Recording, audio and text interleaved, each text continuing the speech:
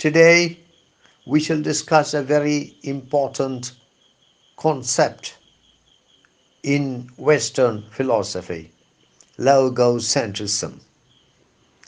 Logocentrism is a concept which tries to explore the complex relationship binding thought, speech, writing, language, and reality. It was coined by the German philosopher Ludwig Klages in the early 1900s, and the term literally means centering on logos. But the problem is that the Greek word logos has quite a few meanings. It can mean speech, diction, discourse, thought, proportion, ratio, reason. So logocentrism means centered on or centering on all of or any of these things. Though the term logocentrism was coined only around 1900 and it became widely used only after 1929, it is generally accepted that mainstream Western thought, right from Plato and Aristotle, has been logocentric. Important figures in the tradition of logocentrism include Rousseau, Saussure, and Bloomfield. I shall now provide a simple explanation of the term logocentrism. Perhaps it is a simplistic explanation, but I think that it is needed to take the message across, to convey the message. Logocentrism believes that there is an objective truth, there is an objective reality. Logocentrism believes that there is something called language, there are words. Logocentrism believes that the objective reality, the objective truth existed prior to the existence of language and words in the language, and that the objective truth, the objective reality exists independently of language, independently of words in the language. Finally, logocentrism believes that language, words in language, capture the meaning of the objective truth or the objective reality. Perhaps I should give a concrete example. Let us take a mountain. The object mountain is there. I'm looking at the mountain. There is the word mountain in the English language, which signifies the object mountain.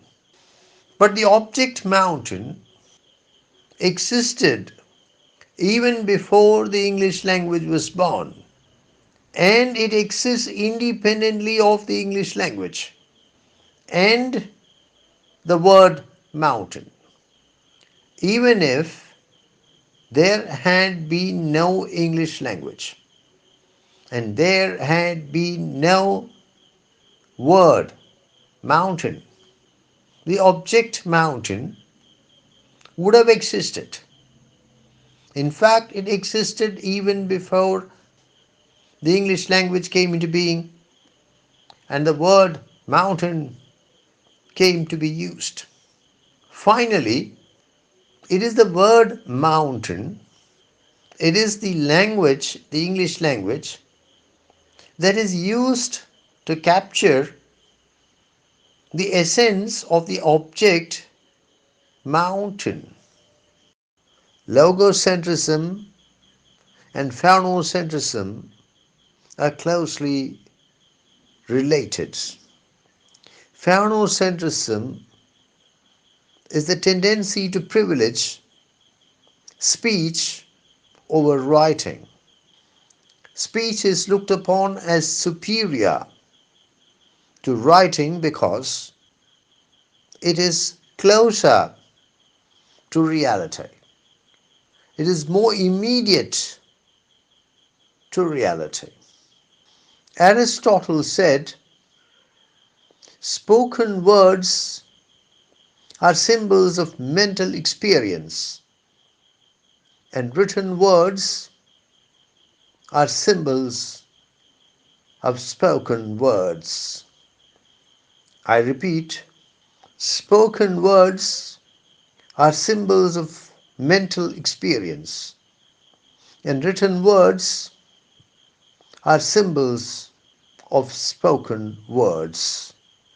Similarly, Saussure said, speech is the signifier of meaning, while writing is the signifier of the signifier.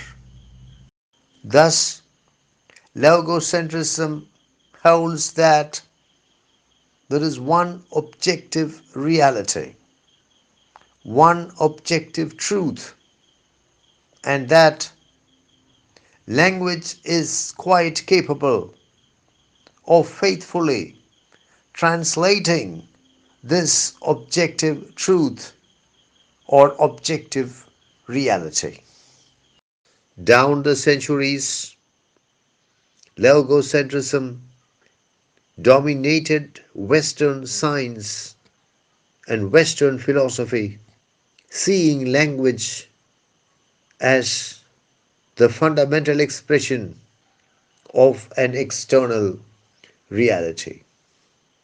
Logocentrism clung to the belief that there is an ultimate reality or an ultimate truth that serves as the basis for all our thoughts, words, and actions. Logocentrism is the belief that there is an absolute and unquestionable center of truth which operates as the driving force in man's consciousness. It was against this logocentrism that Derrida mounted an attack which was simultaneously comprehensive and scintillating. Derrida postulated that, by its very nature, language is fundamentally incapable of reflecting accurately the nature of reality. By creating the concept of difference, Derrida demonstrated that the final meaning, the transcendental meaning of a word is never ever arrived at, and all that we are left with is the tentative meaning of the word.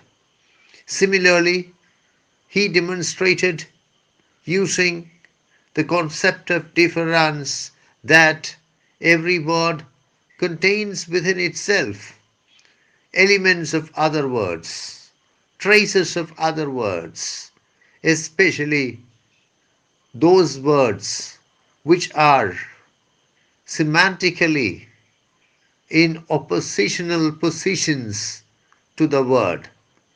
Above all, postmodernism has challenged the very concept of universal truth, contending that truth is contingent on context, and challenged the very concept of a reality which is independent, absolute, and objective, contending that reality is largely generated by the interpretation of the same.